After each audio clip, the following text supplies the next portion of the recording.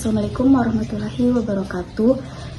Perkenalkan, nama saya Nadia Al-Makfira dengan NIM 2024310213 dengan judul jurnal Peningkatan Tanggung Jawab dalam Kelompok Belajar Menggunakan Pendekatan Kuistim Mata Kuliah MKWK. Di sini saya akan menjelaskan tentang latar belakang masalah pada pembelajaran yang muncul saat di kampus. Sangat beraneka ragam, mulai dari penggunaan metode, strategis pembelajaran, materi, sumber daya, manusia, sampai pada sarana dan prasarana pembelajaran.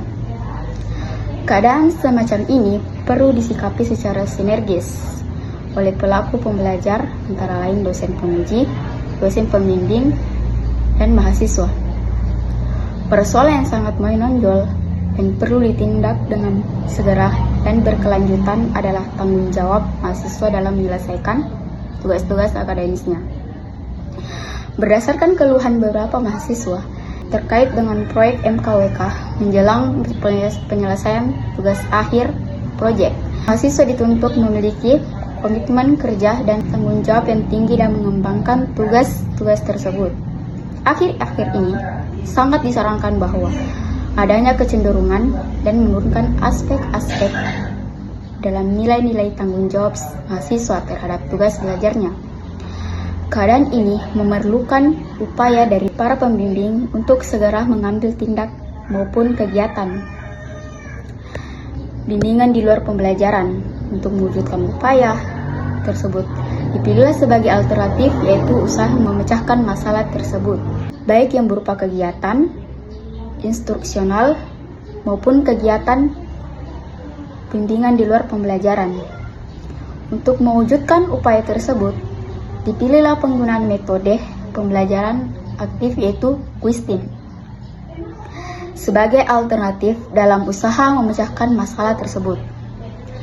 Kebiasaan dan latihan-latihan mahasiswa dan dosen memiliki hubungan yang sangat sinergis dalam suasana yang lebih menyenangkan dan membutuhkan komunikasi yang hangat dengan menumbuhkan kepercayaan satu sama lain secara terus-menerus sehingga dapat mewujudkan pembelajaran aktif klasikal.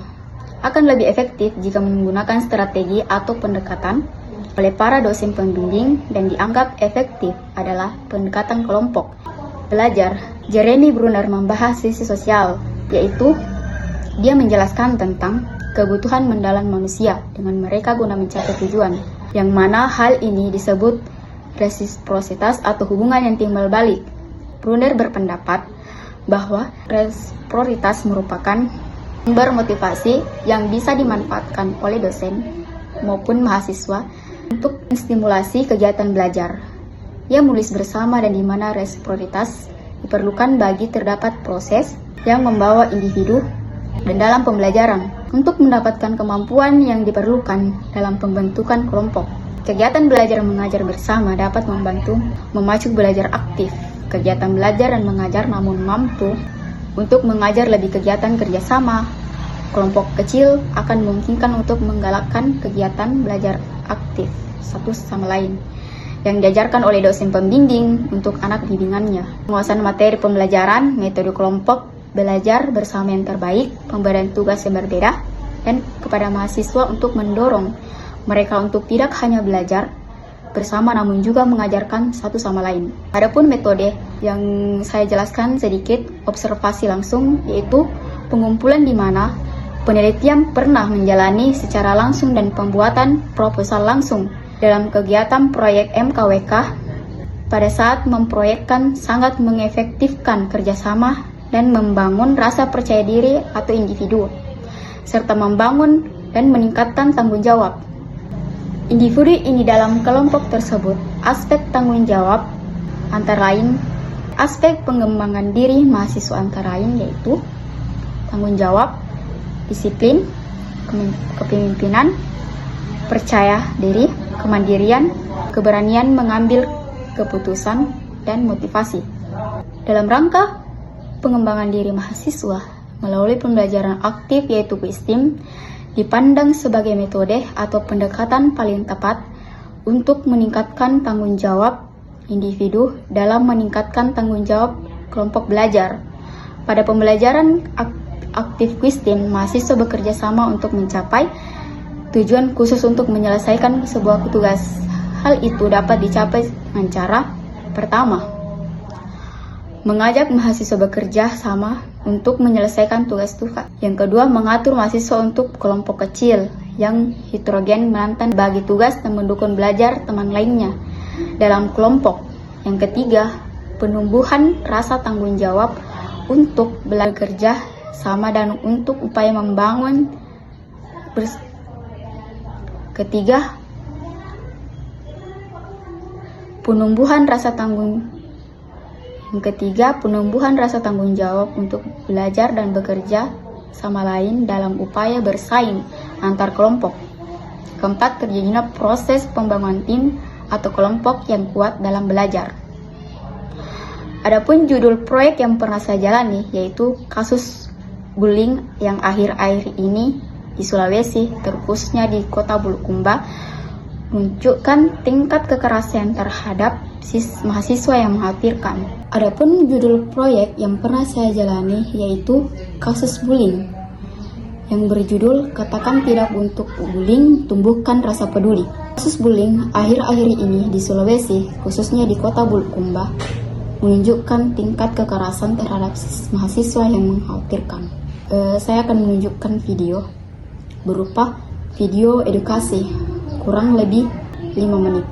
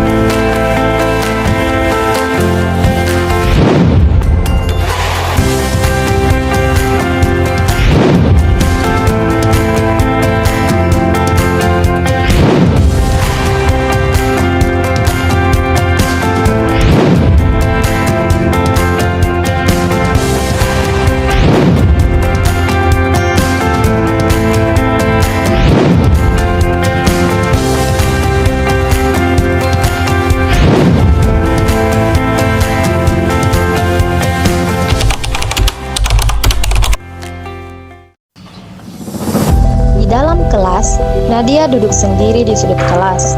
Sucianti, Suci, dan Ananda mendekat dengan ekspresi mengejek. Hei Nadia, kenapa duduk sendiri terus? Dan temanmu? Iyalah, siapa juga yang mau berteman sama dia? Iya toh, tentu juga dia di sini. Apa? Kenapa diam? Dan menurutmu?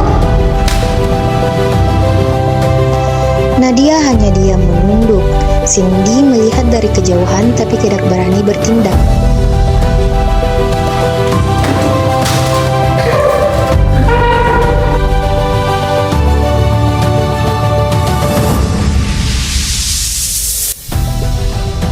Nadia, ndak apa-apa Jeki? Tidak tahu kenapa begitu sekali di saya. Harus ini melapor sama dosen. Takut kau nanti tambah parah. Di lapangan, Sucianti dan kelompoknya lagi-lagi mengejek Nadia. Kali ini, Agung dan Asyura melihat kejadian itu. Kau toh di sini kayak bebanku di kampus. Ya kan nggak ada sekali. Banget sih. Asyura menatap Agung terlihat ragu. Ya Asyura, tak bisa gini diam. Tapi kalau malam Ki, nak kena juga. Kalau diam Ki, begitu terus Ki.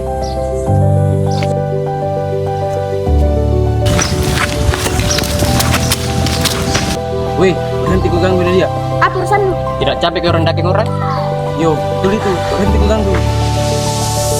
Nadia ndak sendiri Jeki, ada semua Jeki untuk kita.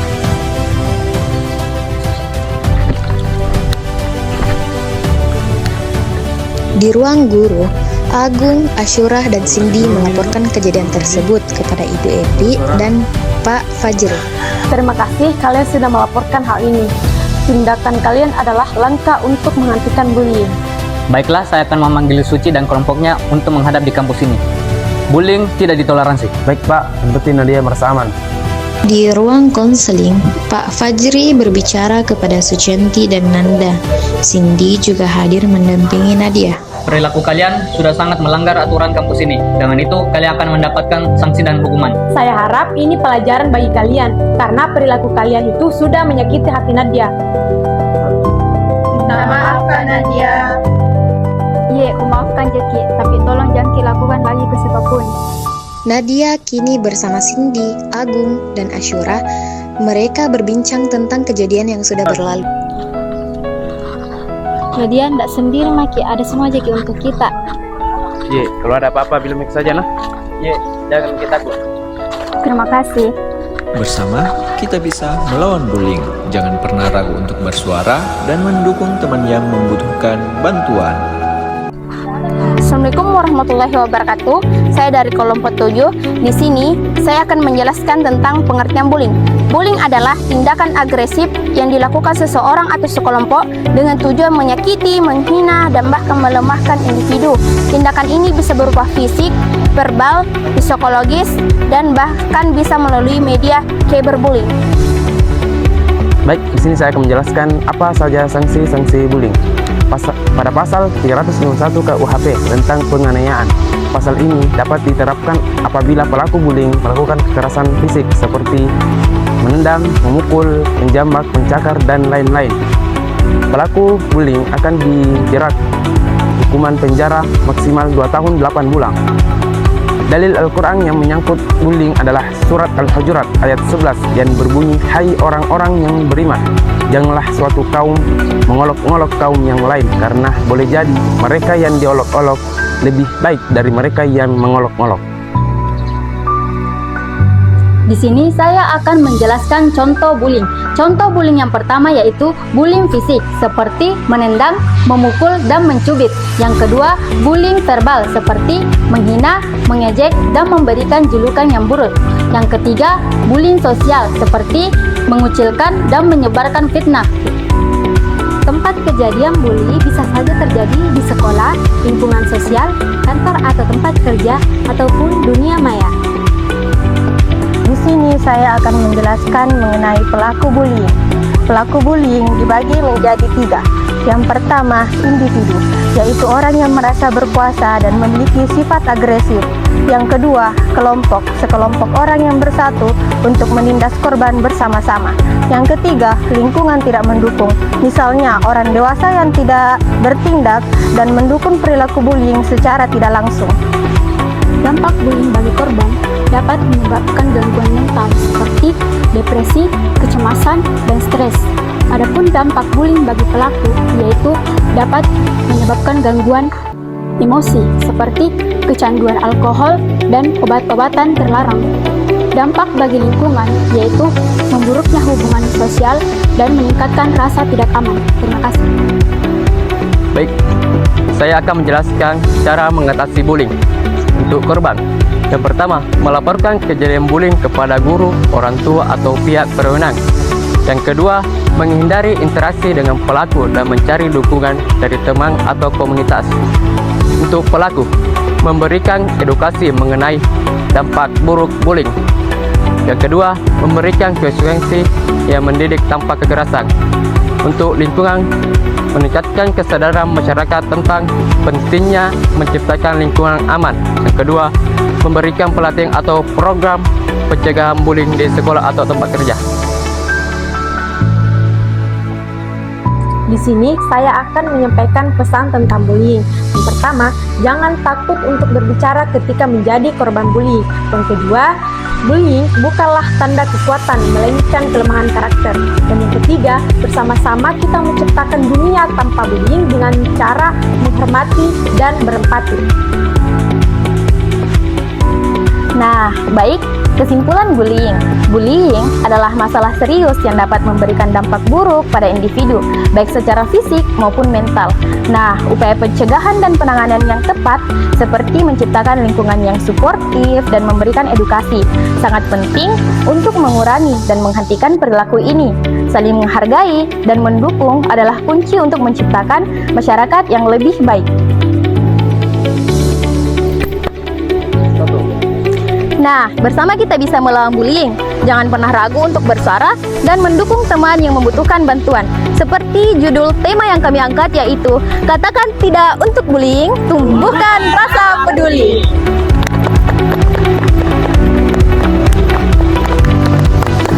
Dengan rencana ini, video edukasi diharapkan tidak hanya menumbuhkan kesadaran siswa dan dosen, tapi juga memberikan dorongan untuk tindakan konkret dalam mencegah bullying, serta memperkuat nilai-nilai yang terkandung dalam mata kuliah yang relevan. Adapun kesimpulan yang saya sampaikan, yaitu peningkatan tanggung jawab dalam kelompok belajar melalui pendekatan Wistim, merujuk pada suatu strategi pembelajaran kolaboratif yang bertujuan untuk menumbuhkan rasa tanggung jawab individu dan kelompok terhadap proses dan hasil belajar. Dalam konteks mata kuliah MKWK, umumnya mengangkat nilai-nilai kebangsaan, kewarganegaraan, dan etika. Pendekatan ini digunakan untuk membentuk karakter mahasiswa yang aktif, peduli, dan bertanggung jawab. Menjelang penyelesaian tugas akhir project work, mahasiswa dituntut memiliki komitmen kerja dan tanggung jawab yang tinggi dalam mengemban tugas tersebut. Akhir-akhir ini, yang sangat dirasakan bahwa adanya kecenderungan menurunnya aspek-aspek dan nilai-nilai tanggung jawab mahasiswa terhadap tugas belajarnya. Keadaan ini memerlukan upaya dari para dosen pembimbing, baik yang berupa kegiatan instruksional maupun kegiatan bimbingan di luar pembelajaran. Untuk mewujudkan upaya tersebut, dipilihlah sebagai alternatif dalam usaha memecahkan masalah tersebut. Saya ucapkan terima kasih yang sebesar-besarnya kepada para informan atau narasumber peningkat tanggung jawab dalam kelompok belajar penggunaan pendekatan Wistim mata kuliah MKWK. Terima kasih juga kepada Bapak dosen yang telah memberikan arahan, masukan, serta dukungan selama penelitian ini berlangsung. Tak lupa saya mengucapkan terima kasih kepada teman-teman yang selalu memberikan motivasi dan dukungan moral dan menyelesaikan jurnal ini. Semoga hasil penelitian dapat bermanfaat bagi yang pembaca serta berkontribusi dalam meningkatkan tanggung jawab dalam kelompok. Saya menyadari bahwa jurnal ini memiliki keterbatasan. Oleh karena itu, kritik dan saran yang membangun sangat diharapkan untuk menyempurnakan jurnal yang sangat dibuat.